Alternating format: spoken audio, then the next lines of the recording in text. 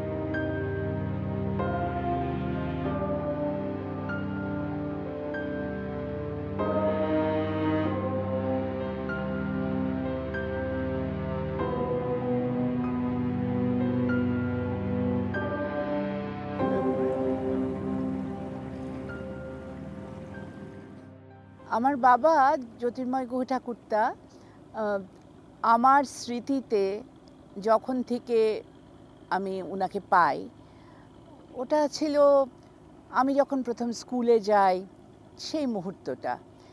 তো আমার স্কুলে যাওয়া নিয়েও একটা বাবার সাথে একটা গল্প আছে। সেটা হচ্ছে যে আমি একমাত্র সন্তান ছিলাম আমার বাবা মায়ের। আমি মাকে একদিন বলেছিলাম যে মা, আমার ভাই বোন নেই কেন? তো পরে আমার বাবা আর কি মার সাথে কিছু কথা বলল। তো পরের দিন শুনলাম যে আচ্ছা তোকে এক জায়গায় নিয়ে যাব যেখানে তোর অনেক ভাই বোন। তো কোথায়? চল, জুতো পর, চল আমার সাথে। তো মার হাত ধরে আমি গেলাম, দেখি কে আমাকে স্কুলে ভর্তি করে দিল।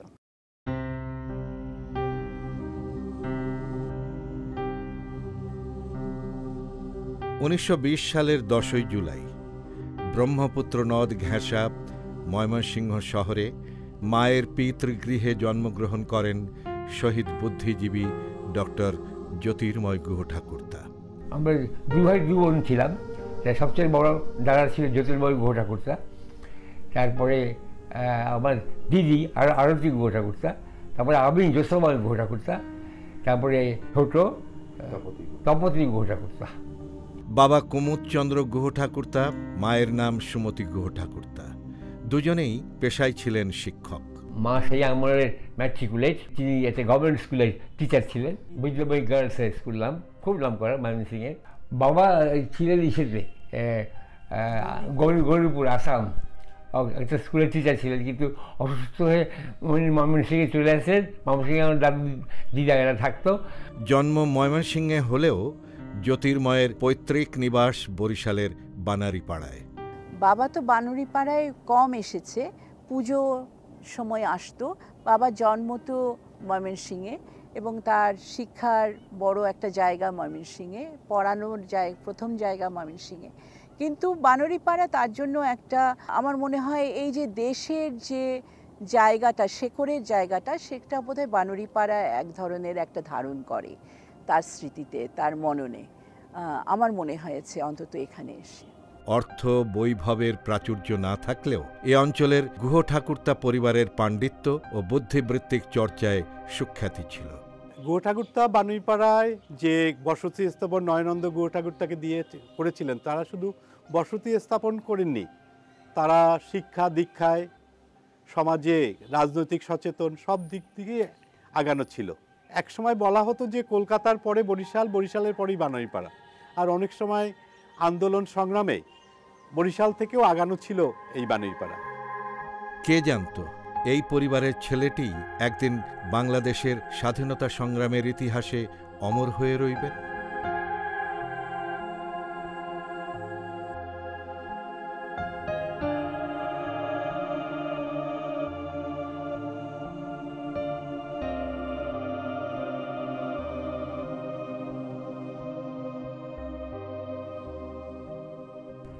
মধুর আমার মায়ের হাসি চাঁদের বুকে ঝরে, মাকে মনে পড়ে আমার, মাকে মনে পড়ে। খুব চুপচাপ থাকতো আর একটু গান গাইতে পারতো। মাঝে মাঝে সবাই অনেকে রিকোয়েস্ট করলে ও দু একটা গান গাইতো। গান অবশ্য আমিও জানতাম। দাদা যখনই গাইতো তখন বলতো, আচ্ছু তুই আমার আমার আমার গানটা যখনই শেষ হইব তুই কিন্তু একটা গান শেষ করবি, এরপরে ধরবি একটা। দুজনেই গান করবো, একজন না দুজন, মনে থাকে জানো। আমার কইতো দাদা সবসময় করতে সবাই, ঠিক আছে আমি চেষ্টা করবো, আমি তো অনেকগুলি গান জানি না। ও যখন বেরোতো বিকেলবেলা মা বলতো, এই খেলতে যাও, এখন সবাই খেলতে যাও। খেলতে সামনে একটা ছোটো মাঠও ছিল খেলার মতো বাড়ির সামনে, ভালোই ছিল। আমি অবশ্য বই নিয়ে বেরোতাম না, কিন্তু দাদার হাতে একটা বই থাকতো, থাকতোই একটা কি দুটো থাকতো বই। আমি বললাম যে তুই খেলতে যাচ্ছিস, বই নিয়েছিস কেন? আমি দাদাকে বলতাম। দাদা বললো যে দাদা এই যে হঠাৎ খেলাটা একটু বন্ধ হয়ে গেল, তখন আমি চুপ করে বসে থাকবো, তখন আমি বইটা একটু পড়ে নেবো, এই জন্য ওইটা সঙ্গে থাকা ভালো আর কি। বাবার কাছে একবার একটা এসে লিখতে হবে, একটু বিড়ম্বনায় পড়েছিলাম, তাই একটু সাজেশনের জন্য গেছিলাম। নর্মালি আমি ইংরেজি নিয়ে যেতাম না বাবার কাছে, যেতাম অঙ্ক নিয়ে। কি লিখবো, আমার অ্যাম্বিশন কি এটা বলছে, তো বলছে কি তোর অ্যাম্বিশন কি, তুই সেটাই লিখবি, তুই কী হতে চাস। তখন আলোচনা শুরু হয়। তা বলছে কি আমি লেখক হতে চাই। তুই শুধু লেখক? আচ্ছা তুই তো আরও অনেক কিছু বলতে পারিস। কি বলতে পারিস? তুই লিঙ্গুইস্টিক প্যালিওন্থোলজি শিখবি। কি এইটা আবার কি? তো বলছি ভাষা নিয়ে যারা ভাষা তত্ত্ব এবং যারা ভাষার শেকড়গুলো দেখে।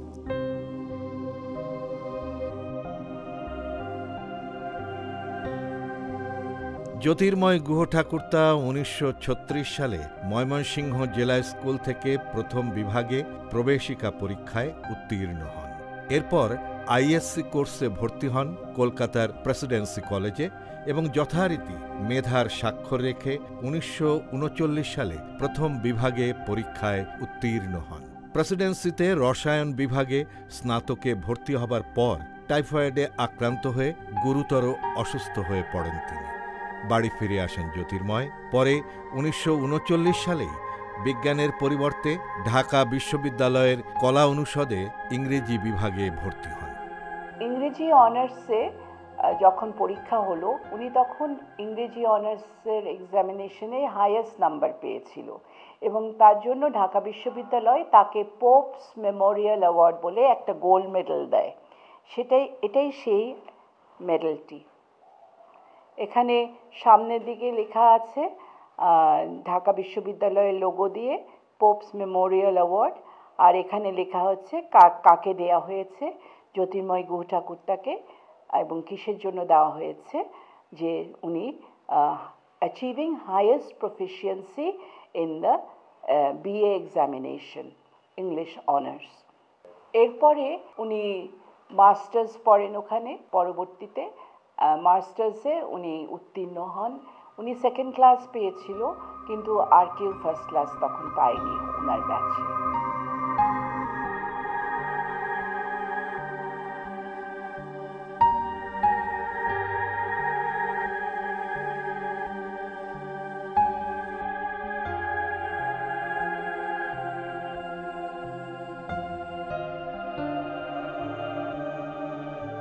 দাদার তো কোনো গোপন কিছু ব্যাপার ছিল না, যার তো এই করতে সবই বলেছে, সবাইকেই বলতো। মাকে বলতো, বাবা তো অল্প বয়সে আমাদের মারা গেছে, বাবাকে তো আমরা বেশি দিন পাইনি। মাকেই বেশি দিন পেয়েছি। আর আমরা ভাই বোন যাই যে কজন, চারজন, আর মা, এই তো। ঢাকা ইউনিভার্সিটিতে যখন ও ইংলিশ অনার্স নিয়ে পড়ছে, তখন ও বাসন্তী বলে একটা মেয়ের সঙ্গে আলাপ হলো। আমাকে বললো যে বাসন্তী দত্ত বলে একজনের সঙ্গে আমার আলাপ হয়েছে, আমার ভালোই লাগছে, মেয়েটা ভালোই। বাসন্তী গুহ ঠাকুরতা ঢাকা বিশ্ববিদ্যালয়ে জ্যোতির্ময় গুহ ঠাকুরতার সহপাঠী ছিলেন। পড়তেন বাংলা বিভাগে। সাহিত্যিক ও দার্শনিক মহলে আনাগোনা ছিল দুজনারই। জ্যোতির্ময় সম্পর্কে বাসন্তী লিখছেন, জ্যোতির্ময়ের আত্মপ্রচার বিমুখতা ও পরমত সহিষ্ণুতা আমাকে মুগ্ধ করেছিল। প্রত্যেকের ভালোটাই সে দেখত এবং তুলে ধরত, তাই তার জীবন ছিল সহজ সুন্দর। আমার মা একবার লেখে, সেটা আমি একটা লেখা পাই যে কি করে বাবার সাথে দেখা হলো। তো বাবা তো হিউম্যানিস্ট, র্যাডিক্যাল হিউম্যানিস্ট ছিল, সবাই জানতো, এবং বিভিন্ন স্টাডি সার্কেল তখন চলছিল ঢাকা শহরে, যেখানে ছাত্রছাত্রীরাও যেত। তো মা জানে যে বাবা মানে এমএন রয় সম্বন্ধে খুবই তার মানে এখতিয়ার আছে, এবং সে খুবই পছন্দ করে তাকে। তো মা বেশ র্যাডিক্যাল হিউম্যানিজম নিয়ে একটা এসে সেই স্টাডি সার্কেলে পড়েছিল। তো ভেবেছিল যে প্রশংসা পাবে বাবার। বাবা এত উচ্চস্বরে ক্রিটিসিজম করেছে যে মা একদম ফ্লোর্ড। কিন্তু মা লিখেছে, তাতে আমার তার প্রতি যে আকর্ষণ তা আরও অনেক বেড়ে গেছে। তো এইরকম আমরা শুনেছি, মায়ের লেখাতেই আছে এটা। ছাত্রজীবনের সেই বন্ধুত্বই পূর্ণতা পেল 1948 সালে এসে বিবাহ বন্ধনে আবদ্ধ হলেন জ্যোতির্ময় বাসন্তী। ওদের দাম্পত্য সম্পর্কও ছিল সহজ সুন্দর, সুরে আনন্দে কল্লোলিত। জ্ঞান, প্রজ্ঞা ও বন্ধুত্বে ওরা ছিলেন সত্যিকার অর্থেই একে অপরের সহযাত্রী, সহমর্মী। পরে সংসারে মধ্যমণি হয়ে আসে একমাত্র মেয়ে মেঘনা গুহ ঠাকুরতা, ডাকনাম দোলা। এটা আমাদের ফ্যামিলি অ্যালবাম। এটা বেশ 2-3টা অ্যালবাম ছিল আমাদের 71 সালে, যেটা মা আর কিছু না নিক, আমরা যে বেশ কিছু ঘুরে বেড়াতে হয়েছে নানান জায়গায়, ওই অ্যালবামগুলো সঙ্গে সঙ্গে নিয়ে ঘুরে বেরিয়েছি। তো এগুলো তারপরে একত্রে করা হয়েছে। বাবার ছবি আছে একেবারে 10 মাসের থেকে শুরু করে, এটা সবচেয়ে পুরনো ছবি। এইটা একটাই অবশিষ্ট আছে খুবই ড্যামেজড অবস্থায়, আমার মা বাবার বিয়ের ছবি। বাবার টোপর পরা আর পেছনে মা একটা সাধারণ শাড়ি পরাই, একটা কাঞ্চিবরণ শাড়ি পরে, মা কিছু দেয়নি মাথায়, জাস্ট সিঁদুর দিয়ে। এটা তাদের ওই যজ্ঞের ছবিটা। কলকাতায় প্রেসিডেন্সি কলেজে আইএসসি পড়ার সময়ই উপমহাদেশের অন্যতম দার্শনিক বিপ্লবী মানবেন্দ্রনাথ রায় ও তাঁর মৌলিক মানবতাবাদ সম্পর্কে জানেন জ্যোতির্ময়। তখন কলকাতায় র্যাডিক্যাল হিউম্যানিস্ট পার্টির কার্যক্রম চলত ইন্ডিয়ান কফি হাউসের 3 তলায়। এরই ধারাবাহিকতায় 1940 সালের গোড়ার দিকে তিনি র্যাডিক্যাল ডেমোক্রেটিক পার্টির সঙ্গে যুক্ত হন।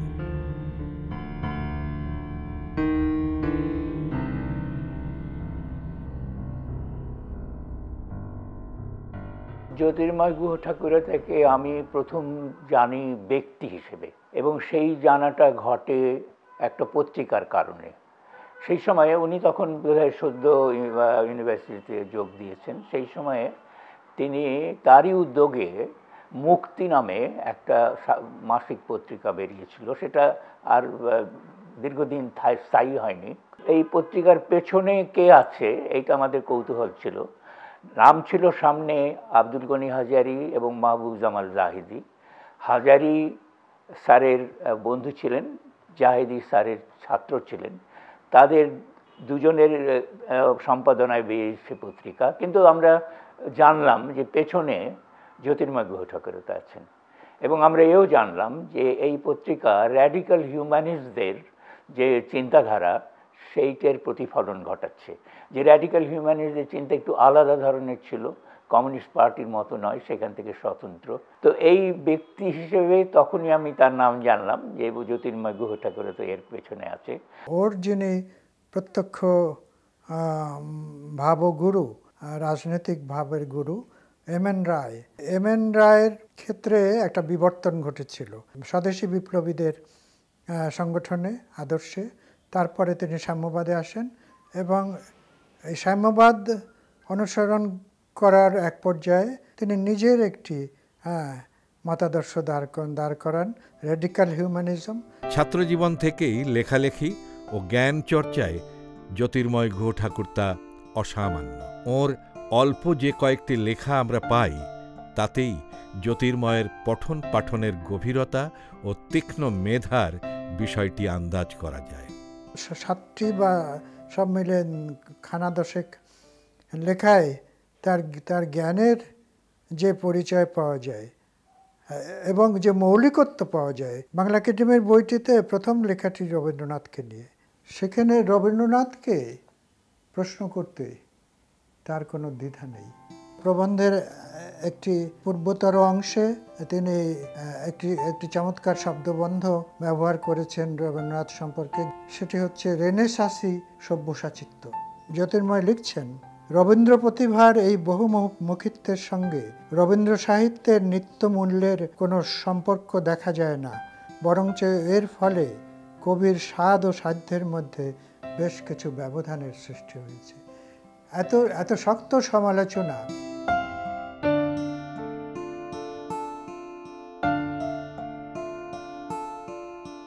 শিক্ষক বাবা মায়ের সন্তান হিসেবে জ্যোতির্ময় কর্মজীবনে স্বীয় পেশা হিসেবে শিক্ষকতাকেই বেছে নিতে চাইলেন। 1944 সালে কিশোরগঞ্জের নবপ্রতিষ্ঠিত গুরুদয়াল কলেজে তিনি প্রথম শিক্ষকতা শুরু করেন। এখানে মাত্র 6 মাস শিক্ষকতা করার পর ময়মনসিংহের আনন্দমোহন কলেজে ইংরেজি বিভাগে প্রভাষক হিসেবে যোগদান করেন ও 2 বছর শিক্ষকতা করেন। 1946 সালে জগন্নাথ কলেজে শিক্ষক হিসেবে যোগদানের জন্য তিনি ঢাকায় চলে আসেন। এখানে 3 বছর অধ্যাপনার পর 1949 সালের 12 নভেম্বর ঢাকা বিশ্ববিদ্যালয়ের ইংরেজি বিভাগে অস্থায়ী প্রভাষক পদে যোগদান করেন। 1950 সালের 16 সেপ্টেম্বর ওই পদে ওর স্থায়ীকরণ হয়। সেক্ষেত্রেও ব্রিটিশ অধ্যাপক এজি স্টক যে স্মৃতিচারণ করেছেন তাতে দেখা যায় যে বিজ্ঞপ্তি হওয়ার পরও তখন মিসেস স্টক বিভাগের প্রধান, ওদের মধ্যে গল্প হয়েছে, আলাপ আলোচনা হয়েছে, কিন্তু তিনি একটি অক্ষর উচ্চারণ করেননি যে বিভাগে শিক্ষকতা করতে তিনি আগ্রহী, আবেদন করেছেন। জ্যোতির্ময় গুহ ঠাকুরতা শিক্ষার্থীদের মাঝে যিনি আজও সদা হাস্যরসিক ও বন্ধুবৎসল প্রিয় জেজিটি স্যার হিসেবেই বেঁচে রয়েছেন। তিনি আমাদের শেক্সপিয়ারের অ্যাজ ইউ লাইক ইট পড়াতেন এবং অ্যাজ ইউ লাইক ইটের পড়ার মধ্যে যে একটা আনন্দ আছে এইটে আমরা তার ওই পাঠদানে উপভোগ করেছি। সাহিত্যের শিক্ষকরা সাধারণত 2 ধরনের হন। এক ধরনের শিক্ষক আছেন যারা অর্থ, ব্যাখ্যা, তার যে রেফারেন্স, অ্যালুশন সমস্ত পুঙ্খানুপুঙ্খ রূপে বিশ্লেষণ করে দেন, সেটা দরকার ওটা সাহিত্য বোঝার জন্য। আরেক ধরনের শিক্ষক আছেন যারা তাদের আনন্দটাকে ওই তারা যেটা পড়েছেন সেই আনন্দটাকে নিয়ে আসেন এই ছাত্রদের কাছে। জ্যোতির্ময় গুহ ঠাকুরতা এই আনন্দ আমাদের কাছে পৌঁছে দিতেন। অ্যাজ ইউ লাইক ইটের তিনি ব্যাখ্যা করলেন, যে ব্যাখ্যা পাণ্ডিত্যপূর্ণ। আবার তিনি আমাদেরকে পড়তে দিলেন, যে তোমরা ভাগ ভাগ করে দিলেন যে তুমি এই ক্যারেক্টারটা পড়ো, তুমি এই ক্যারেক্টারটা পড়ো, যাতে করে ওটা নাটকীয়তাটা বেরিয়ে এলো। তো এই বৈশিষ্ট্যটা তো আমরা প্রথমেই পেলাম। একই ব্যাচে ছিলাম আমরা, একই সঙ্গে টিউটোরিয়াল ক্লাসও করেছি, ক্লাসে স্যারের লেকচার শুনেছি, মুগ্ধ হয়েছি, স্যারকে ভীষণভাবে পছন্দ খালি নয় ভালোবেসেছি বলতে হবে। আমরা স্যারকে জেজিটি স্যার বলতাম, জেজিটি স্যার তখনও বলতাম না, শুধু জেজিটি। সে যুগে কিন্তু মানে শিক্ষক এবং ছাত্রছাত্রীর মাঝে একটা বিরাট গ্যাপ থাকতো, কিন্তু স্যার সেটা কেমন করে যেন ভেঙে দিলেন। হেসে হেসে কথা বলতেন, জোরে জোরে কথা বলতেন, গল্প করতেন। ক্লাসে এসে যেমন উনি বললেন যে আমাদেরকে ক্লাসে পড়তে দিতেন সুইনবার্নের অ্যাটালান্টা ইন ক্যালিডন। আমরা একই ক্লাসে, জানি না স্যার কেন এই দুজনকেই চুজ করতেন বলবার জন্য, এটা আমার এখনো মনে হয়। আমি যখন ফার্স্ট ইয়ারে পড়ি তখন উনি আমাদের ক্লাস নিতেন, উনি আমাদেরকে ওয়ার্ডসওয়ার্থ পড়াতেন। Now obviously যখন when we had heard his name, his reputation preceded him and we thought that oh my god, we are going to be attending his classes. So we were full of attention and even very afraid that we don't know enough, and then being such a giant of a person, how are his classes going to be? Tarpore deklam, when he entered the class, I mean, his signature smile would put us all at ease. And the way he was impeccably dressed. I mean, he would wear, cotton clothes, he would have a very starched dhoti, and then he would start and he would say that, okay, I know all of you must have read Wordsworth in your intermediate degree now, and of course you have read the Daffodil. So how many of you really feel that your hearts are dancing with the daffodils? So the way he started, putting us at ease, and that was one of the best introductions to Wordsworth. উনি আমাদের romantic period পড়াতেন, পরে শেক্সপিয়ারও পড়িয়েছেন। ওনার ক্লাসে যেতে এত ভালো লাগতো, খুব ছাত্র বৎসল ছিলেন, দেখলেই বোঝা যেত চেহারার মধ্যে বন্ধু বৎসল একটা ভাব। রোমান্টিক পিরিয়ড পড়াতেন বলে আমাদের মধ্যে রোম্যান্টিসিজমের আইডিয়াটা ঢুকিয়ে দিয়েছিলেন। রোম্যান্টিক পোয়েট্রির মানে কি, এর যে একটা ভালোবাসার সৃষ্টি করা, শিক্ষক তো অনেকভাবেই করতে পারেন, কিন্তু ভালোবাসা সৃষ্টি করা, সাহিত্যের প্রতি অনুরাগ সৃষ্টি করা জ্যোতির্ময় বাবুর মতন মনে হয় আর কেউ আমার জীবনে পারেননি। দোতলায় একটা ব্যালকনির মতন ছিল, একটা মেজানিন ফ্লোর, প্রায় স্যার নিচের থেকে লাউঞ্জ থেকে উপরে উঠে ওই মেজানিন ফ্লোরে দাঁড়িয়ে সিগারেট খেতেন, আর আমরাও হয়তো বা নিচের থেকে উঠছি অথবা উপর থেকে নিচে যাচ্ছি। কোনো শিক্ষক এটা করতো না, স্যার দাঁড়িয়ে দাঁড়িয়ে ছাত্রদেরকে, মানে ইংরেজি ডিপার্টমেন্টের ছাত্রদের সঙ্গে কথা বলতেন, কি বই পড়ো, কি ভাবো। মানে কোনো শিক্ষক জানতে চাইতো না যে আমরা কি ভাবি বা কি পড়ি বা কি কেমন করে সময় কাটাই। স্যার একদিন আমাকে জিজ্ঞেস করলেন, যেহেতু আমাকে চেনেন, যে সরকার কি পড়ছো এখন, তো আমি ভাবলাম যে বোধহয় সিলেবাসের বইয়ের কথা বললেই বোধহয় ভালো। বলে না, I am not interested in your syllabus, সিলেবাসের বাইরে কি পড়ছো বলো। তখন আমি একটা কামুর একটা উপন্যাস পড়ছিলাম, কামুর দ্য ফল। আমি বললাম, স্যার আমি দ্য ফল পড়ছি। বলে, এটা তো আমি পড়ি নাই, আমাকে বইটা দিও। আমার মনে পড়ে, আমি জানি না যে বইটা দিয়েছিলাম কিনা। এটা অন্য কোনো শিক্ষক আমাদের সঙ্গে এটা করতো না। জ্যোতির্ময় গুহ ঠাকুর তাই আমাদের বিভাগে একমাত্র শিক্ষক ছিলেন যিনি তুলনামূলকভাবে সাহিত্য পড়াতে পারতেন। তার বাংলা সাহিত্যের পাঠের যে অভিজ্ঞতা ছিল সেইটাকে তিনি ওই ইংরেজি সাহিত্যের পাঠের সময়ে ব্যবহার করতে পারতেন। আমার খুব মনে আছে একটা ক্লাসের কথা, সেটা হচ্ছে যে সুইনবার্নের এক কবিতাতে অ্যাফ্রোডাইটির কথা আছে। এইটা বোঝাতে গিয়ে স্যার যেটা করলেন সেটা হলো রবীন্দ্রনাথের উর্বশীকে নিয়ে এলেন, এই দুইজনের মধ্যে তুলনামূলক একটা আলোচনা করলেন, এবং আমরা তখন বুঝলাম যে রবীন্দ্রনাথ অনেক বড়, অনেক অনেক বড় কবি এই সুইনবার্নের চাইতে।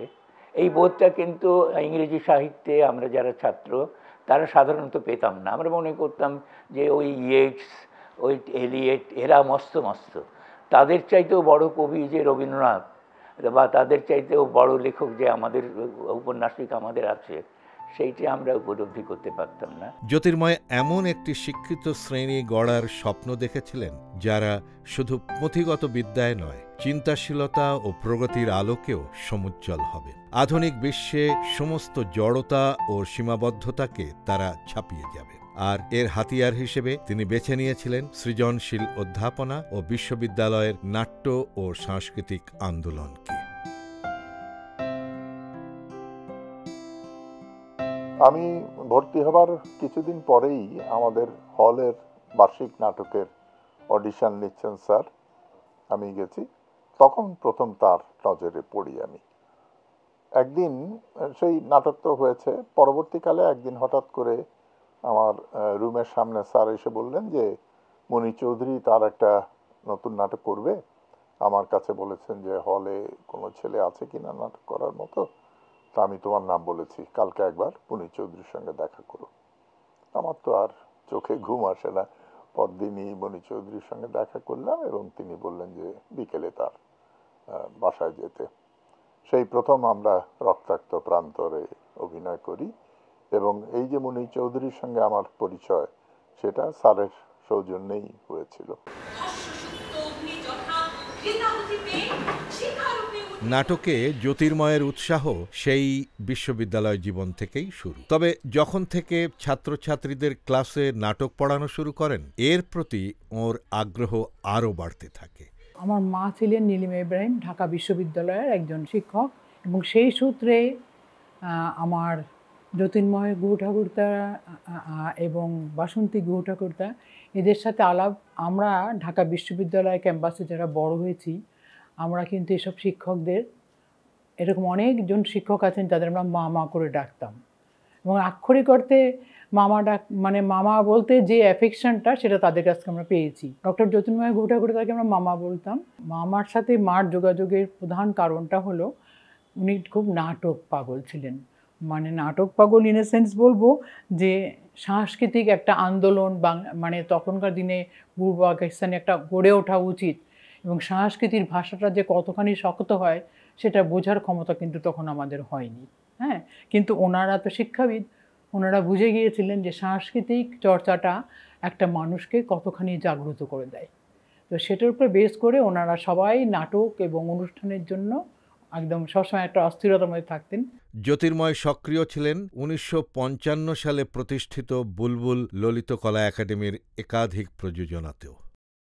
ছোটবেলার থেকেই নাচ শিখতাম, নাচ আমার ভালো লাগতো আর পারতামও ভালো। বুলবুল একাডেমি অফ ফাইন আর্টসে আমার বাবা মা দুজনেই ফাউন্ডিং মেম্বার ছিলেন। ওটা আমরা সংক্ষেপে বাফা ডাকতাম। ওয়াইজঘাটের বাফাতে ভর্তি করে দেয়, সেখানে আমি শিখতে শুরু করি। উনি সব ধরনের রিহার্সালের ডিরেকশনেও ছিল।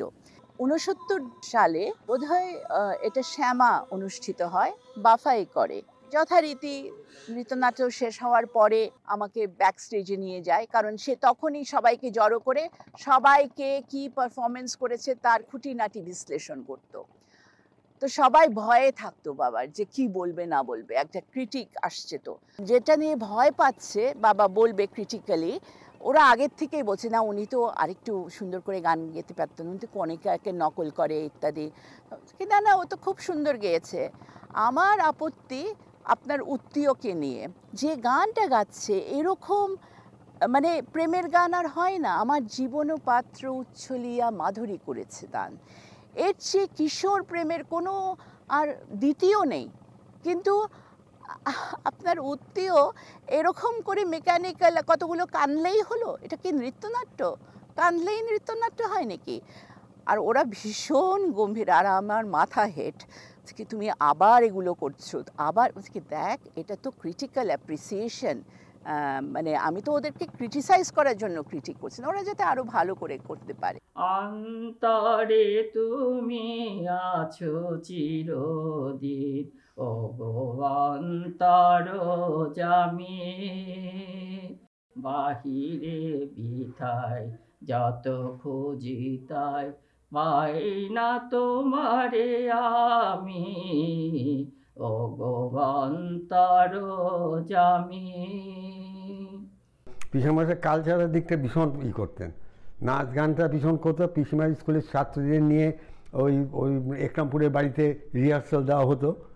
হ্যাঁ, রবীন্দ্র জয়ন্তীতে, পয়লা বৈশাখে সবসময় পিসেমশাই ইনস্ট্রাকশন দিত কী কী গান গাবে, রবীন্দ্রসঙ্গীত, কোন কোন গানটা পছন্দ, এইসব। রবীন্দ্রসঙ্গীত গান শুনতে খুব ভালোবাসতেন।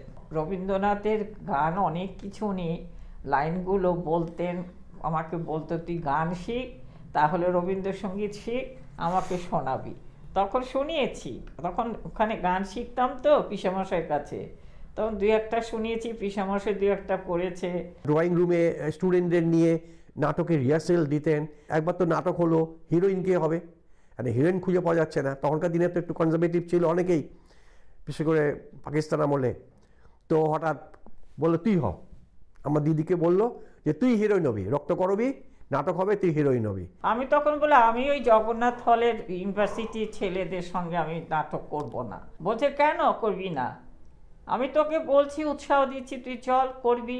তখন একদিন রিহার্সেলে নিয়ে গেলেন, তখন ওই রিহার্সেল দিচ্ছি, কিন্তু আমার মনটা কিন্তু চাইছে না যে আমি করি, কিন্তু পিসেমশাইয়ের ভয়ে আমি ওখানে রোজ গিয়ে রিহার্সেল দিয়েছি, এবং লাস্টলি আমি ওইটা নাটকটা করলাম।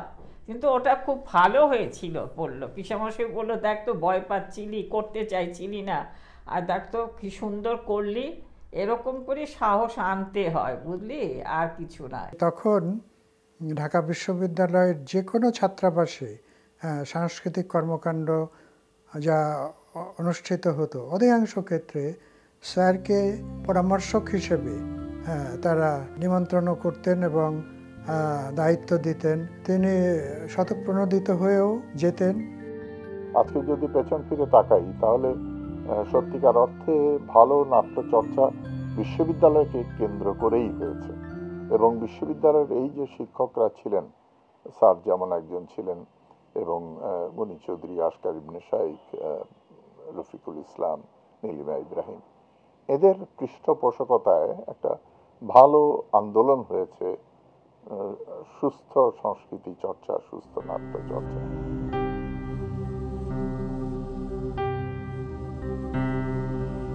আমার মনে পড়ে যে বাবা তো পড়াশোনা করতো, লন্ডনে পিএইচডি করতো, তো সারাদিনই থাকতো না, হয় ব্রিটিশ লাইব্রেরিতে গিয়ে কাজ করতো, আর আমি ঘরে থাকতাম বা স্কুলে যেতাম। কিন্তু একটা সময় আমার লন্ডনেই চিকেন পক্স হয়ে যায়, তো আমাকে 1 মাস প্রায় আমি স্কুলে যেতে পারি না। আমার বয়স তখন 10-11 হবে। তো একটা মাস চলে গেল, অনেক দিন লাইব্রেরিতে যেতে পারছি না, এমনি একা থাকছি ঘরে, টেলিভিশন দেখছি ঠিকই কিন্তু বইটা তো হচ্ছে না, বই পড়াটা। তো হঠাৎ করে আমি বাবার টেবিলে গিয়ে দেখতাম সবে টি.এস. এলিয়ট, শেক্সপিয়ার, এ ধরনের বই যা ছিল বাবার টেবিলে, যত বই ছিল সব পড়ে ফেলছি। তাকে একদিন বাবাকে এসে বলছি, তোমার সব বই আমার পড়া হয়ে গেছে। তুই কি পড়েছিস? বলছি টি.এস. এলিয়টের মার্ডার ইন দ্য ক্যাথিড্রাল। তো তুই কিছু বুঝেছিস? তো আমি হাসছি। তখন বাবা বুঝতে পেরেছে যে আমার একটা বইয়ের অভাব, পড়ার অভাবটা আছে। তো ক্রিসমাস উপলক্ষে, তখন ক্রিসমাসের কাছাকাছি একটা অকশন সেল হয়, তো কোন ছাত্রের সাথে সে অকশন সেলে গিয়ে হঠাৎ করে একদিন 1 বাক্স বই নিয়ে আসলো, ঠিক আমার পড়ার উপযোগী, যেমন ট্রেজার আইল্যান্ড, তারপর রবিনসন ক্রুসো, ব্ল্যাক বিউটি, এ ধরনের বই, গল্পের বই। আর আরেকটা পুতুল নিয়ে আসছে, বড় একটা পুতুল, সেই পুতুল আবার কথা বলে।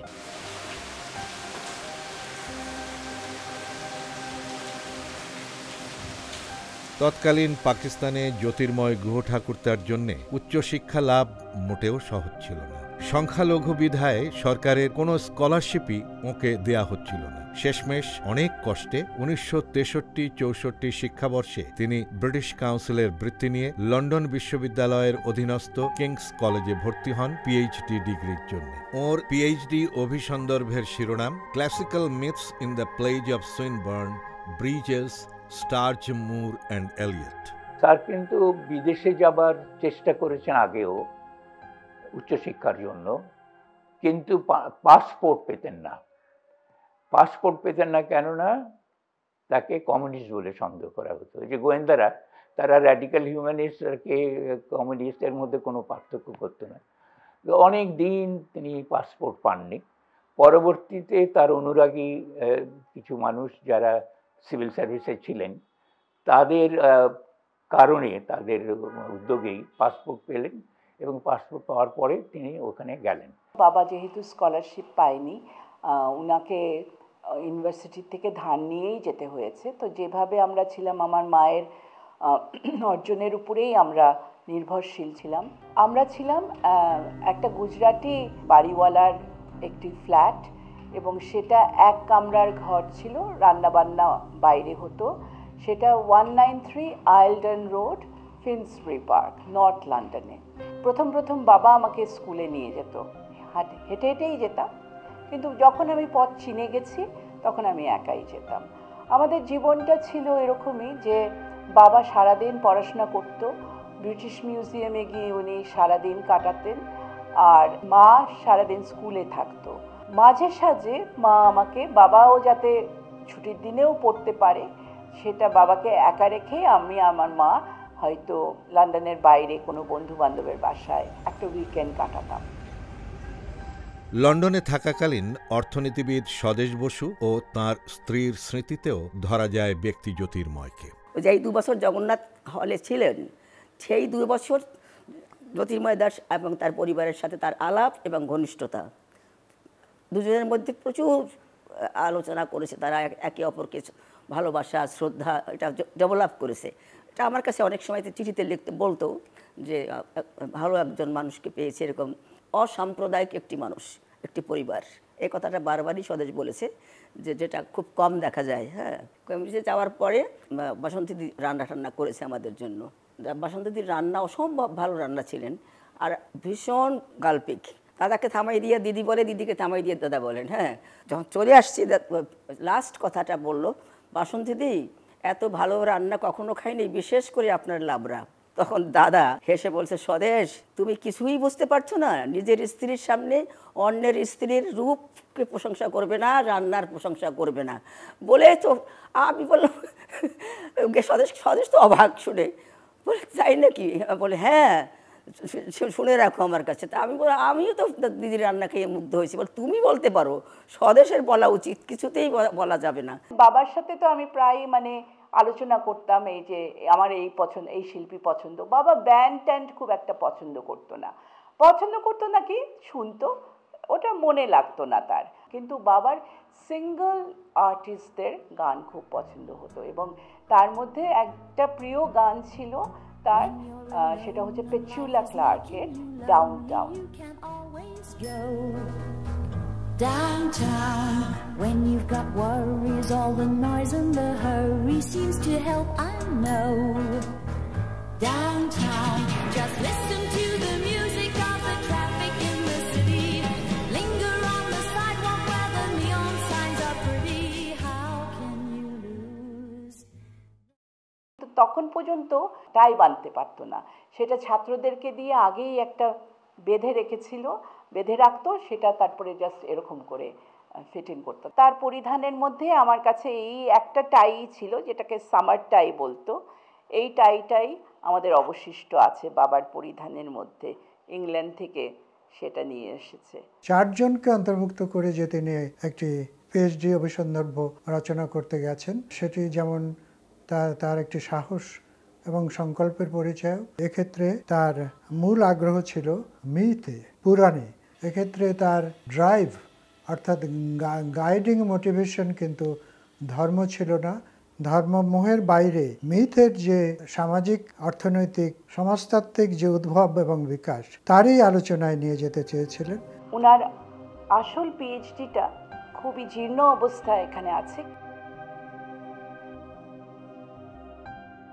এটা উনি কমপ্লিট করেছিলেন 1966-এ, কিন্তু উনি ডিগ্রিটা পেয়েছিলেন 67 সালে, এবং ফেব্রুয়ারি মাসে পিএইচডিটা সম্পূর্ণ করে উনি আবার দেশে ফিরে আসেন। পরে পিএইচডিটা ঢাকা বিশ্ববিদ্যালয় থেকে এটা প্রকাশিত হয়, ঢাকা বিশ্ববিদ্যালয় গ্রন্থ সংস্থা থেকে।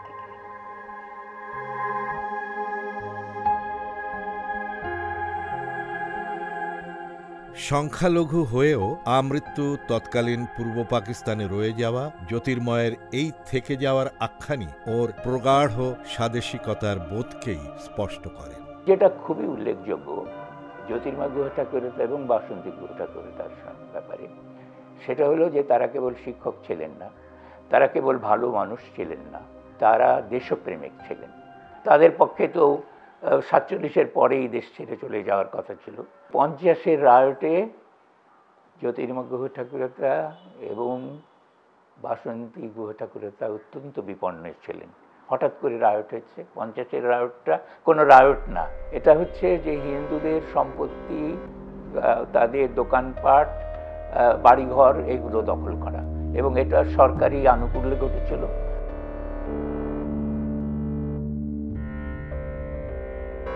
দাদা বললাম যে তুই এক কাজ কর, তুই প্রফেসরি করতে চল, কলকাতায় সবাই যাই, ওখানে গিয়ে তুই প্রেসিডেন্সি কলেজে পড়াবি, আমরাও চাকরি বাকরি করুম, আচ্ছা আমরা থাকবো। না রে, আমার কলকাতায় ভালো লাগে না। কেন ভালো লাগে না? না লাগার কারণটা কি? ওই জানি না, আমার ঢাকাতেই ভালো লাগে। দূর। তখন বললো যে তুই কী করবি? বলে আমি তো তোর লগেই থাকতে চাই, কিন্তু তুই তো এখানে বেখাপ্পা অবস্থায় কইতাছস যে তুই এখানেই থাকবি, যাবি না কিছুতেই কলকাতায়। আমাকে বলতো যে ঢাকা শহরটা আলটিমেটলি ভালো হয়ে যাবে বুঝলি। এখন যেরকম একটু খারাপ দেখতে আসছি, কিছু ব্যাড এলিমেন্টস একটু গন্ডগোল করছে বটে, ঠিকই আমি স্বীকার করি। এইটা তো বেশি দিন কন্টিনিউ করতে পারে না, এটা তো একদিন শেষ হবে। আমি শেষ যখন হবে তার আগে আমরা হয়তো মরেই গেলাম গা, শেষ হইতে হচ্ছে। কবে শেষ হবে তো জানি না। আমি ভীষণ মন খারাপ করতাম, দাদালি সাইডে আমি চলে গেলাম, আমার মন খারাপ হলো না, সাংঘাতিক মন খারাপ হচ্ছে আমার। কিন্তু আমার ছেড়ে যেতে কলকাতায় আসতেই হয়েছে।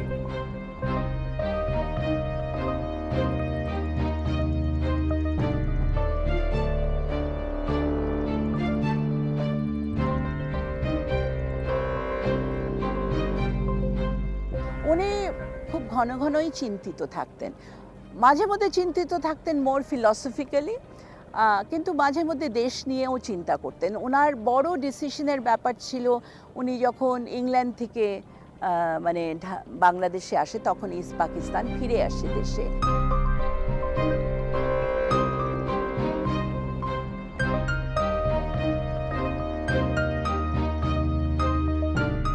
যখন ওই পাক ভারত যুদ্ধ হয়, তখন জ্যোতির্ময় ঘোষ ঠাকুরতা এবং বাসন্তী দিদি লন্ডনে, দোলাও তখন লন্ডনে, দোলা তখন ছোট, তো তারা ওখানে আছেন। যুদ্ধের পরে যখন তারা যুদ্ধের পরে পিএইচডি শেষ হয়ে গেছে স্যারের, আমরা তখন ইংল্যান্ডে, আমার মনে মনে হচ্ছে স্যারেরা কি দেশে যাবেন নাকি ইন্ডিয়াতে চলে যাবেন, মানে যাওয়া স্বাভাবিক ছিল, কেননা যে নিরাপত্তাহীনতা এখানে আছে। কিন্তু আমরা তাদের মনে এর কোনো চিন্তাই ছিল না, তারা প্যাক ট্যাক করে রেডি হচ্ছেন কত দ্রুত দেশে ফিরবেন। আমি বললাম যে আপনি তো বিদেশে ছিলেন, ডিগ্রিও নিয়েছেন, তো আপনি কেন ফিরে আসলেন? ওখানেই তো চাকরি আপনি ভালোই পেতেন। বলে না, আমি দেশ ছেড়ে কেন থাকবো, আমি দেশ ছেড়ে, আমার দেশ ছেড়ে আমি কোথাও যাব না। দেশ মানেই তো মা, তুমি কি তোমার মাকে ছেড়ে থাকতে পারো? 1970 সালে প্রথম আমি ঢাকা ইউনিভার্সিটিতে গেলাম জ্যোতির্ময় গুহ ঠাকুরতার সঙ্গে। ওই দিনই দেখা হলো, বাবা নিয়ে আসলেন, উনি বাবার দাদা, কাজিন আর কি, আমার জ্যাঠামণি। একদিন আমি আমার ডিপার্টমেন্ট থেকে বেরিয়েছি, দূর থেকে দেখছি জ্যাঠামণি আসছে। আমি চাই রে, এখনই একটু কমন রুমে যাবো ভাবছিলাম, এখনই তো আমাকে ধরবে, এখনই নিয়ে যাবে বাসায়। আমি তো থাকতে চাইছিলাম, বলে এই দাঁড়া, কেন? এই তোর তো টিপ সরে গেছে, ঠিক করে দে, সুন্দর করে চুলটা ঠিক কর, ঠিক নেই। আমি তো এইটা এই জন্য, হ্যাঁ। তারপর আমি কমন রুমে গিয়ে আবার ঠিকঠাক হয়ে বলে কি, আমি আমার ডিপার্টমেন্টে আছি, তোর হলে আসিস, যাবি আমার সাথে। একটা ঘটনা খুব মনে পড়ে, আমি বোধহয় আরো অনেককেই বলেছি। আমি গোসল করে ইউনিভার্সিটি যেতাম, এরকম দুদিকে ভেজা চুল, দুটো গিট্টি দিয়ে আমাদের কালে। তখন স্যার একদিন আমাকে ডেকে বললেন, তুমি গোসল করে ভেজা চুল নিয়ে আসছো, এটা তো ঠিক না, এটা ভালো না, তুমি কি করবে? এখন যদি বাসন্তী তোমাকে পেত, তাহলে বাড়ি নিয়ে গিয়ে হেয়ার ড্রায়ার দিয়ে তোমার চুল শুকিয়ে দিত। আমি বললাম যে স্যার, আমি এরপর থেকে শুকিয়ে আসবো।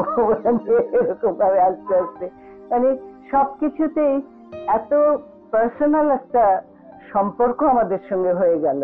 50 সালের পর আত্মীয় পরিজন ভারতে চলে যাওয়ায় বিশ্ববিদ্যালয়ের এই ছাত্রছাত্রীরাই ছিল জ্যোতির্ময় গুহ ঠাকুরতার বৃহত্তর পরিবার।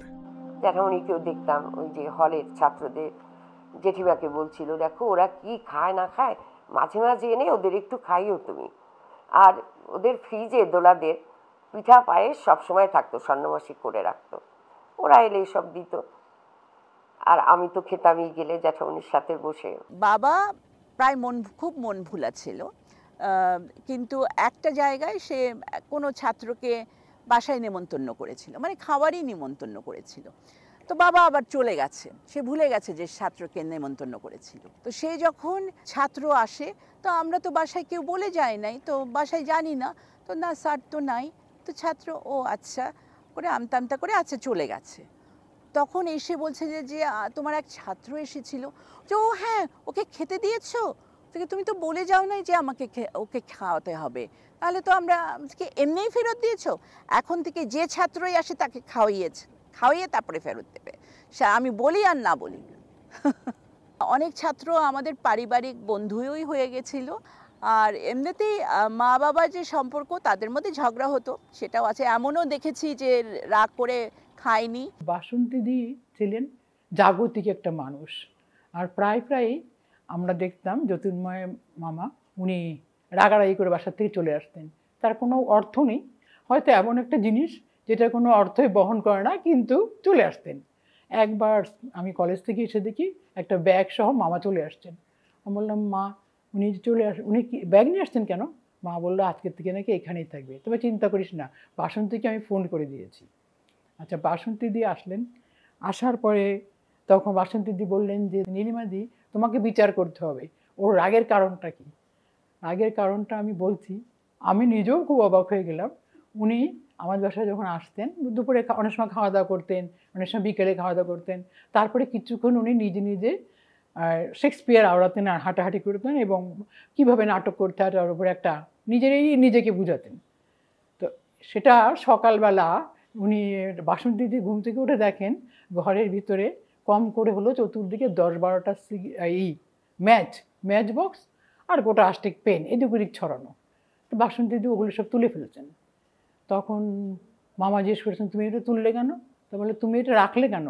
বলে, রাখলাম এই জন্য যে এই দুটো আমার এসেনশিয়াল জিনিস, এই দুটো না হলে আমার মাথা খুলে না। আর আমি যখনই খুঁজি তখনই দেখি ম্যাচটা নাই, তখনই দেখি কলম নাই, আজকের থেকে এগুলো ছিটানো থাকবে।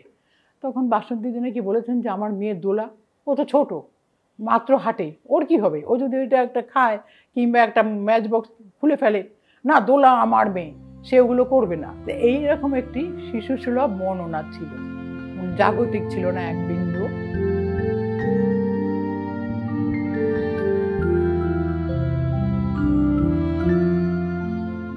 জ্যোতির্ময় গুহ ঠাকুরতা রাজনীতিবিদ ছিলেন না, তবে ওর ছিল গভীর এক রাজনৈতিক বোধ, যার মূলে ছিল মানুষ। আজীবন মানবতাবাদী রাজনৈতিক দর্শনে বিশ্বাসী ছিলেন তিনি ঠিক কমিউনিস্ট পার্টির যে চিন্তা সেই ধারায় ছিলেন না ওইটাকে, কিন্তু তিনি সমাজতন্ত্রের পক্ষে ছিলেন এবং বাংলাদেশের পরিস্থিতি তিনি তখনকার বাংলাদেশের পরিস্থিতি খুবই ভালোভাবে জানতেন। যে কথাটা তিনি অনেক সময় বলতেন, অনেকটা হাসতেই বলতেন। আমরা যখন বলতাম যে আমরা তো এই দেশের 2য় শ্রেণীর নাগরিক, তো উনি হাসতে বলতেন যে আমরা তো 3য় শ্রেণীর হে। তো এই যে 3য় শ্রেণীর নাগরিক তিনি, এই বোধটা ছিল এবং এই বেদনাটা তার মধ্যে ছিল এবং খুবই রাজনীতির বিষয়ে খুবই সচেতন ছিলেন, কিন্তু এগুলো প্রকাশ করতেন না। বাংলা একাডেমির সংকলনে উপস্থিতকৃত তার দ্বিতীয় প্রবন্ধের নাম হচ্ছে প্রগতি। সেখানে তিনি কমিউনিস্টদের যতটা ছকবাঁধা মার্ক্সবাদ, সেই মার্ক্সবাদের সমালোচনায়ও তিনি নির্দ্বিধ ছিলেন, বিন্দুমাত্র দ্বিধাগ্রস্ত বোধ করেননি। এবং সেখানে বলছেন, উদ্ধৃতি, আজকাল তরুণ মাত্রেই নিজেকে প্রগতিশীল প্রতিপন্ন করতে উৎসুক, তার চেয়েও বোধহয় বেশি উৎসুক প্রাচীনকে প্রতিক্রিয়াশীল বলে তাচ্ছিল্য প্রকাশ করতে। তাদের মতে বর্তমান সমাজ 2 ভাগে বিভক্ত, প্রগতি ও প্রতিক্রিয়া, সাদা আর কালো, মাঝামাঝি বলে কিছু নেই। প্রতিক্রিয়ার ধ্বংসে প্রগতির জয় অনিবার্য, ইতিহাসের গতি অমোঘ, দিন আগত, ওই ইতিহাস দেবতার সংগ্রামী সৈনিক তারা, হাতে খড়গ, বুকে ইতিহাসের পদচিহ্ন। এই বঙ্গে জ্যোতির্ময় গুহ ঠাকুরতা খুব দ্রুতই র্যাডিক্যাল হিউম্যানিস্ট পার্টির একজন গুরুত্বপূর্ণ সদস্য হয়ে উঠেছিলেন। ঢাকায় তখন র্যাডিক্যাল পার্টির অফিস ছিল নবাবপুর রোডের পার্শ্ববর্তী 1 নম্বর মনোয়ার খান রোডে। পার্টির অন্যতম সদস্য বিশিষ্ট লেখক শিবনারায়ণ রায় জ্যোতির্ময়ের সঙ্গে তাঁর প্রথম সাক্ষাতের স্মৃতি প্রসঙ্গে উল্লেখ করেন, জ্যোতির্ময় তাঁকে চমকে দিয়ে রাজনীতি, সাহিত্যতত্ত্ব, পাশ্চাত্য সাহিত্য সহ নানা বিষয়ে জ্ঞানোদীপ্ত আলোচনায় লিপ্ত ছিলেন। শিবনারায়ণের একটি মন্তব্যে জ্যোতির্ময়ের সমগ্র চরিত্রটি যেন আমাদের সামনে ফুটে ওঠে। কিছুটা অলস, কিছুটা ঢিলেঢালা, ব্যবহারিক জীবনে সম্ভবত অপটু, জীবনে উন্নতি বা প্রতিষ্ঠা অর্জনে অনাগ্রহী, কিন্তু সর্বদাই প্রসন্ন, সহৃদয়, দাক্ষিণ্যঋদ্ধ, মনস্বী, কৌতুকী, বিরোধ নিরসনে সুনিপুণ। ঢাকার বকশীবাজারে ফ্রেন্ডস সেন্টারে নিয়মিত সাপ্তাহিক আলোচনা সভায় যাওয়া, বিভিন্ন সময়ে ভারতের দেরাদুনে অনুষ্ঠিত স্টাডি ক্যাম্পে অংশগ্রহণ, 1964 সালের 10ই জুলাই নেদারল্যান্ডসের হেগে অনুষ্ঠিত ইন্টারন্যাশনাল হিউম্যানিস্ট অ্যান্ড এথিক্যাল ইউনিয়নে অংশগ্রহণ ওর উল্লেখযোগ্য কর্মকাণ্ডের অংশ। বাবা ইন্টারন্যাশনাল হিউম্যানিস্ট অ্যাসোসিয়েশন ওটার মেম্বার ছিল, আর উনি ব্রিটিশ হিউম্যানিস্ট অ্যাসোসিয়েশনেরও সদস্য ছিল। তো হেগে কনফারেন্স ছিল যেখানে ইন্ডিয়া, পাকিস্তান এবং অন্যান্য দেশ সবাই উপস্থিত ছিল। ওখানে তো তখন পাকিস্তানি উনি, তো উনি পাকিস্তানকে রিপ্রেজেন্ট করেই গেছে। কিন্তু ওখানে কি জানি হয়েছিল যে ইন্ডিয়ান প্রতিনিধি আসতে পারেনি, তো বাবাকে বলেছিল তুমি সাউথ এশিয়ার রিপ্রেজেন্টেটিভ হয়ে দুটো দেশকেই মানে প্রতিনিধিত্ব করো, বলবে না, তুমি বক্তব্য দিও আর কি সাউথ এশিয়ার হয়ে। কিন্তু এইটা পরে অনেকেই এটাকে মানে খুব একটা ভালো চোখে দেখেনি। অনেকে বলতে আমি পাকিস্তান সরকারের কথাই বলছি, এক ধরনের রিপোর্ট এসেছিল তে উনি ইন্ডিয়া পাকিস্তানকে রিপ্রেজেন্ট করেছে।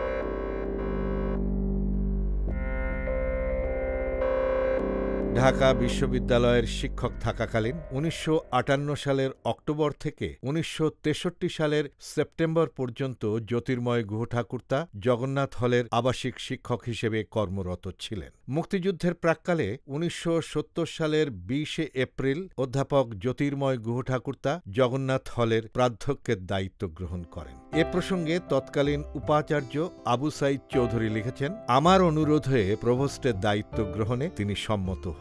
তিনি অনুভব করলেন তাকে না পেলে আমি খুবই অসুবিধায় পড়ব। স্যারকে যখন হাউস টিচার হিসেবে দেখি, আমাদের আরেক হাউস টিচার ছিলেন ডক্টর সন্তোষ ভট্টাচার্য, তিনি অনেক খুঁটিনাটি বিষয় নিয়ে দেখতেন, কিন্তু স্যার একেবারেই ওসব ব্যাপারে মাথা ঘামাতেন না।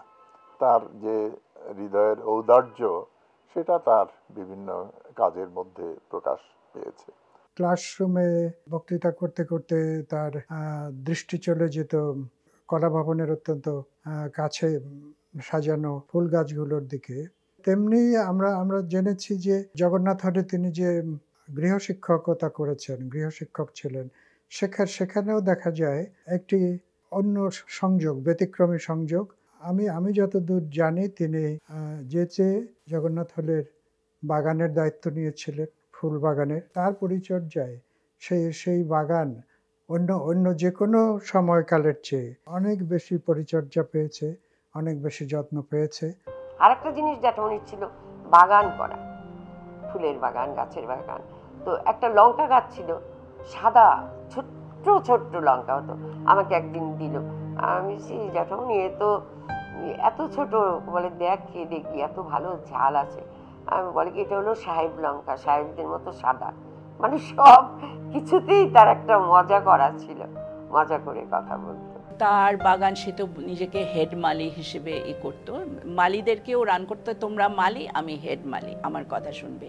কোন কম্বিনেশনে ফুলগুলো করতে হবে, কোন লেয়ারে করতে হবে, ডালিয়ার সিজন হলে তো আর কথাই নাই, কোন ডালিয়া কোথায় বসবে, কোন গাছ কোথায় বসবে, এগুলো সবই সে দেখতো। বাবাকে আমি এপ্রিল ফুল করব, তো আমরা কয়েকজন মিলে আমরা ঠিক করেছি 1 নম্বর এপ্রিল ফুল করা যাবে যদি বলা হয়, বাবা তোমার প্রিয় গোলাপ গাছটাতে ছাগলে খেয়ে ফেলেছে সব গোলাপ। তো বাবা একেবারে লাঠি নিয়ে একদম চলে গেছে। তারপরে যখন আমরা এপ্রিল ফুল বলেছে তখন তখন অবশ্য মজা পেয়েছে এপ্রিল ফুল বলাতে, কিন্তু আজকে এরকম করে আমাকে এপ্রিল ফুল করলি। হ্যাঁ, এইটা বাবার যে সর্বশেষ রেডিও পাকিস্তানে যে ভাষণ দিয়েছিল, বুক রিভিউ করেছিল একটা, সেই অনুষ্ঠানের ছবি। এখানে রেডিও পাকিস্তান লেখা ছিল, কিন্তু বাংলাদেশ হওয়ার পরে এই ছবি বিভিন্ন জায়গায় এক্সিবিশনে যায়, তখন পাকিস্তানটাকে আটকিয়ে দেয়। দীর্ঘদিন রেডিও পাকিস্তানে তাকে কোনো প্রোগ্রাম দেওয়া হয়নি। ১৯৭০ সালে প্রথম প্রোগ্রামটা দেয়া হয় ডিসেম্বরের দিকে। অধ্যাপনা ও লেখালেখির পাশাপাশি ঢাকা বেতারে ১৯৪৮ সালে your experience as an election officer শিরোনামে একটি অনুষ্ঠান পরিচালনা করেন তিনি, কিন্তু এরপরই পাকিস্তান সরকার তাকে কালো তালিকাভুক্ত করে। এ প্রসঙ্গে বাসন্তী গুহঠাকুরতা লিখছেন, প্রোগ্রামের কপিটা আমাদের মেয়েকে ও দেখিয়েছিল, বলেছিল দেখ এই লেখার জন্যে আমাকে ওরা প্রোগ্রাম দেয় না। পরে ৭০ সালে সাধারণ নির্বাচনের পরে তাকে ২২ বছর পর ইংরেজি সাহিত্যের উপর একটি প্রোগ্রাম দেয়। তখন ও বলেছিল এবার কালো তালিকা থেকে আমার নাম মুছে গেল, কিন্তু ভুল ছিল ওর ধারণা। সেই পাকিস্তানে অধ্যাপক গুহ ঠাকুরতার নামের কালো দাগ কখনো মুছে যায়নি।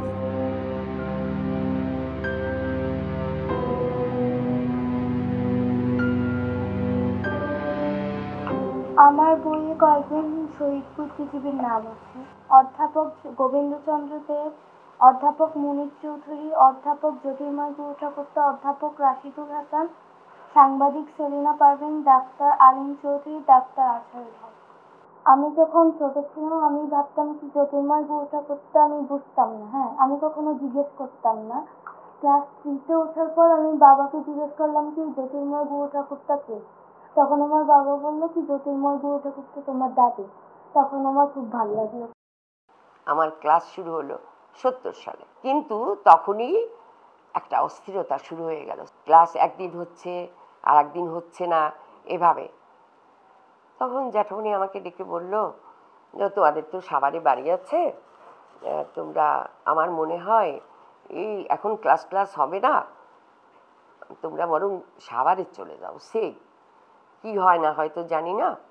আমি বললাম জ্যাঠামণি সাভারে বাড়িতে, বড় বাড়ি আমাদের, 2তলা বাড়ি, আপনারা সবাই গেলে থাকতে পারবেন, দোলা জেঠিমা আপনিও চলুন না আমাদের সাথে। তখন দূর পাগল, আমি কি করে যাব।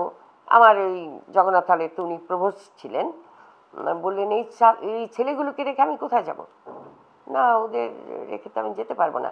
আর শোনো, আমার কি হবে, আমরা শিক্ষক, আমাদের কি করবে ওরা, ওরা বড় জোর জিজ্ঞাসাবাদ করবে, আমরা রাজনীতি করি কিনা এটা দেখবে, আর কিছু না, আমাদের নিয়ে কোনো ভয় নেই, যারা রাজনীতি করে তাদের একটু কিছু হতে পারে। পলিটিক্যাল অনেক মানুষ আমাদের বাসায় আসতো, যেমন তোফায়েল ভাই, রাজ্জাক ভাই, মণি ভাই, এদের সবাইকে দেখলেই উনি কিন্তু একটা কথা বলতেন যে তোমরা যে আন্দোলন যেদিকে নিয়ে যাচ্ছ এখানে তো সংগ্রাম হবে, সাধারণ মানুষ তো মরে যাবে, আমাদের তো কোনো অস্ত্র নেই। হাসতে হাসতে বলতেন পেঁপের ডান্ডা কাঁধে নিয়ে কি দেশ স্বাধীন হয়, তোমাদের তো প্রস্তুতি নাই। যাকেই পেতেন তাকেই কিন্তু উনি এই কথাটাই বলতেন যে তোমার প্রস্তুতি নাই, শুধু বাকবিতণ্ডা করে তো দেশ স্বাধীন হয় না।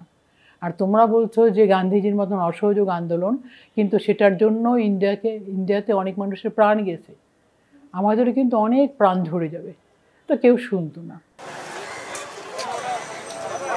তখন দাদারে আমি বলছি যে কলকাতার স্কোপ অনেক বেশি, ঢাকায় অত বড় স্কোপ নাই, তুই একটা ব্রিলিয়েন্ট স্টুডেন্ট, তোর সঙ্গে কারণ তুলনাই চলে না, সেখানে তুই কলকাতায় গেলে কত বড় ফিল্ডটা পাবি, তুই ওখানে গেলে কত বড় তুই চিন্তাই করতে পারিস না।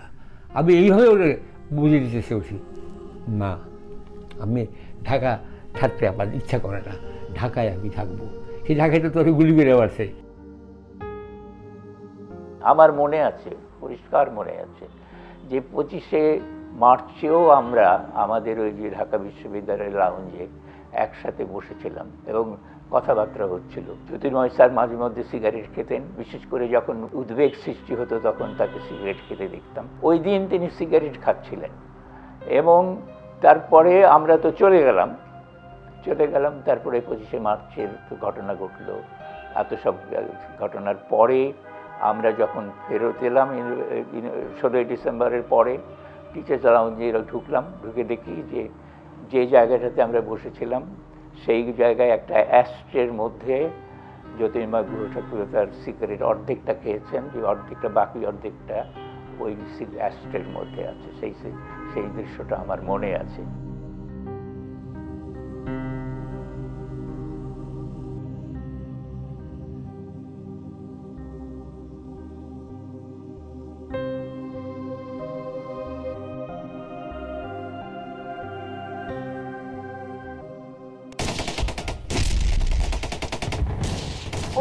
মার্চের রাতে আমরা সবাই ছুটে গেছি। ইতিমধ্যে বঙ্গবন্ধুর ভাষণে বলা হয়েছিল যে তোমরা তোমাদের যা কিছু আছে তা নিয়েই শত্রুর মোকাবেলা করতে হবে। তো আমাদের জগন্নাথ হলের ছাত্ররাও মার্চ পাস করতো, রেডি নিজেকে তৈরি করতো এক ধরনের যুদ্ধের জন্য। রোজ রাত্রেই আমরা মার্চ পাস, তারপরে কিছু গুলিগালাজ শুনতাম। কিন্তু 25শে মার্চের রাত্রে যখন গুলিগালাজগুলো শুনি তখন একটু বেশি বেশি মনে হয়েছিল। আমার ঘরটা এখানে ছিল, আমি এই ঘরেই ঘুমোচ্ছিলাম। এখানে আমার খাট ছিল আর এখানে একটা টেবিল ছিল, বাবা খাতা দেখছিল। তো গোলাগুলির আওয়াজ যখন বেশি হয়ে যায় বাবা আমাকে খাট থেকে ডাক দেয় এবং ডেকে বলল যে এখানে থাকা চলবে না, চল তোর মায়ের ঘরে গিয়ে আমরা মাটিতে শুই। তো আমরা সেরকম করে মাটিতে এখানে খাট ছিল বড়, আর তার মাটিতে একটা বিছানা পেতে আমরা তিনজনই শুয়েছিলাম। কিন্তু খুব আরও গোলাগুলি বাড়ছিল তখন বাবা বলছিল, যুদ্ধ লাগলে বুঝছিস এরকমই হয়, এক জায়গায় থাকতে হয়, এক জায়গায় খেতে হয়, সব কিছু এক জায়গায় করতে হয়। তখন মা বেশি গোলাগুলি যখন হলো আমরা একটা আওয়াজ শুনি যে অনেক গাড়ির আওয়াজ। তখন মা উঠে, আমরা যদিও মাকে না করেছিলাম যেতে, কিন্তু মা উঠে আবার এই ঘরে গিয়ে এই জানালার ফাঁক দিয়ে দেখলো, এরকম করে দেখলো যে গেটের পাশে এক বহর আর্মি জিপ ওখানে ছিল। এক বহর আর্মি জিপ থেমে গেল এবং তারা হুড়হুড় করে ঢুকে গেল কম্পাউন্ডে। এই ফ্ল্যাটের প্রত্যেকটা দরজায় বাড়ি দিচ্ছিল। এখানে আমাদের একটা বাগান ছিল, সেখানে 3 জন সৈনিক সেনাবাহিনী, তারা পাকিস্তানের, তারা এসেছে এবং তারা এই যে রান্নাঘরের পাশে একটা ছোট দরজা আছে ওটা ধাক্কা দিল।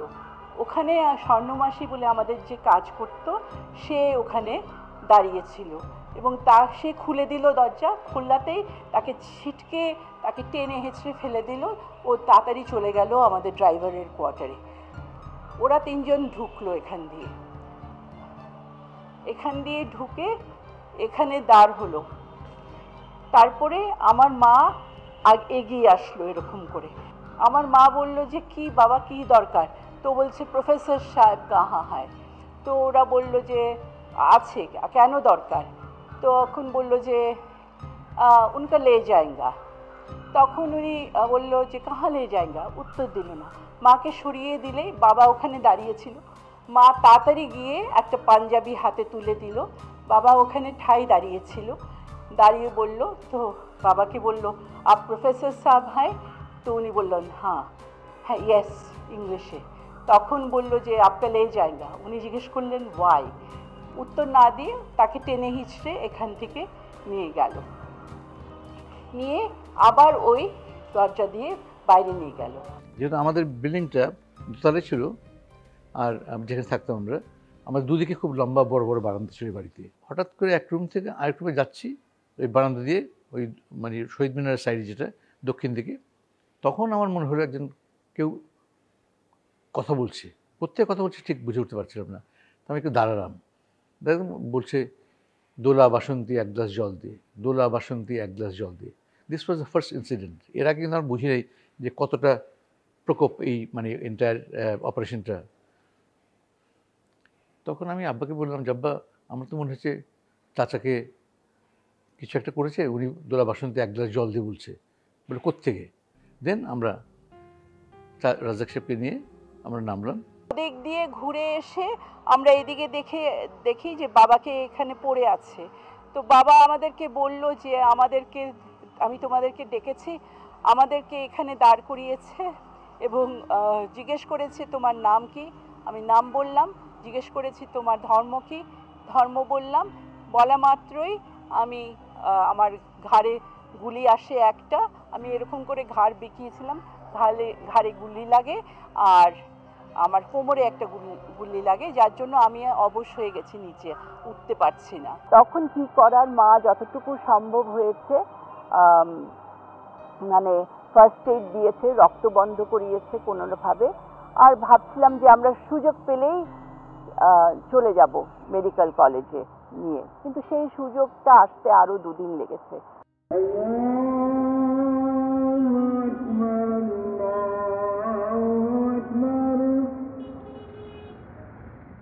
27 তারিখে রাস্তার থেকে কিছু লোক আসে। ওরা নামাজ পড়তে গিয়ে আটকা ছিল বক্সিবাজার মসজিদে।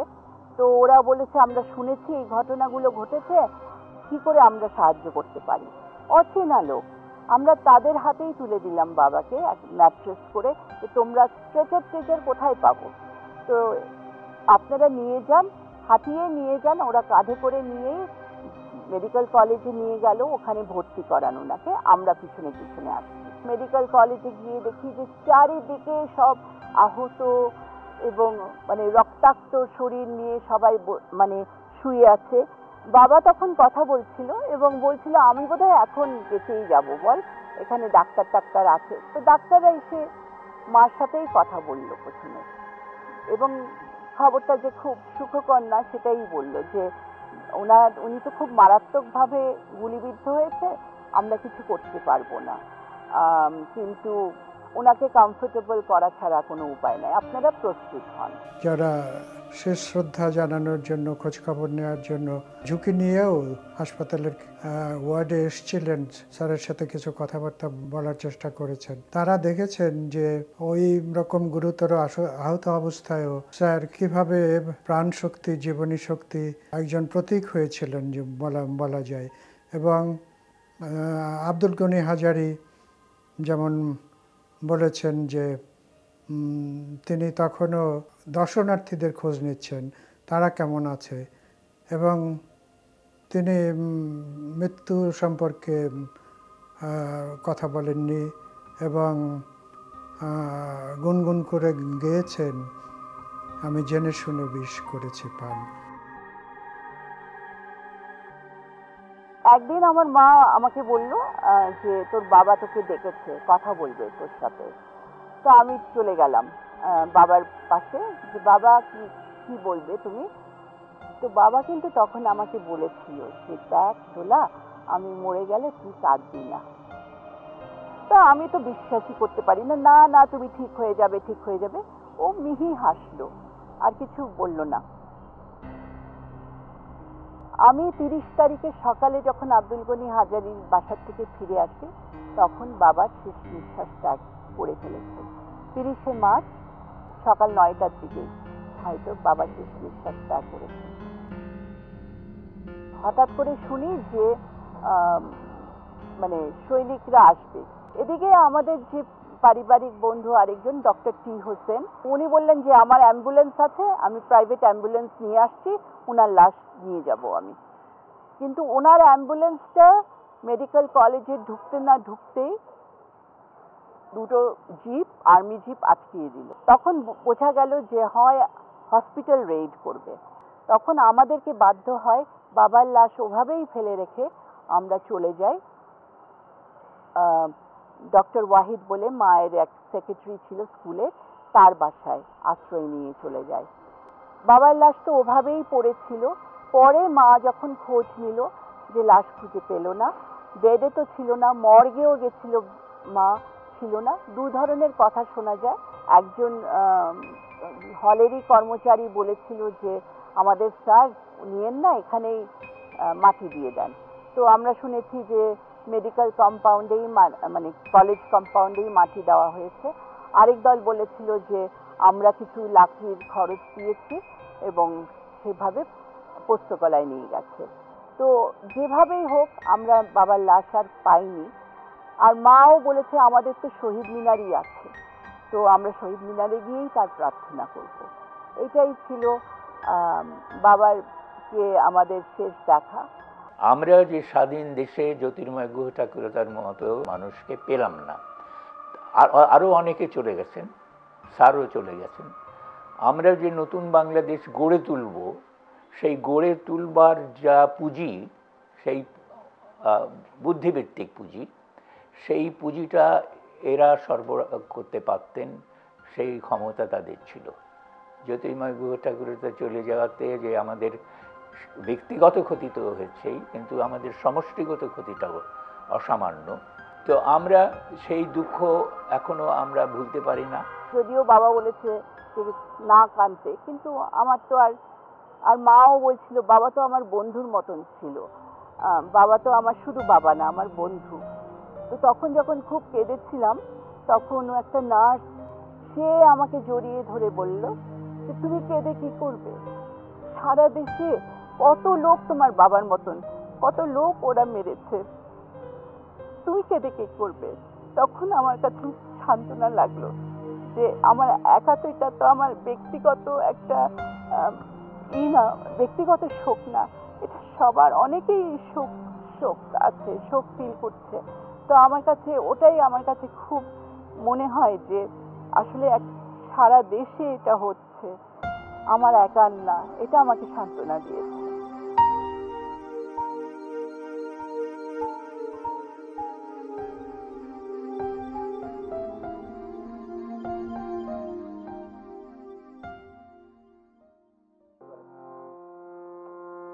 আজ কিছুতেই যায় না, যায় না, যায় না মনের ভার, আজ কিছুতেই যায় না, যায় না। দিনের আকাশ মেঘে অন্ধকার, হায় রে আজ কিছুতেই যায় না, যায় না, যায় না মনের ভার, আজ কিছুতেই যায় না,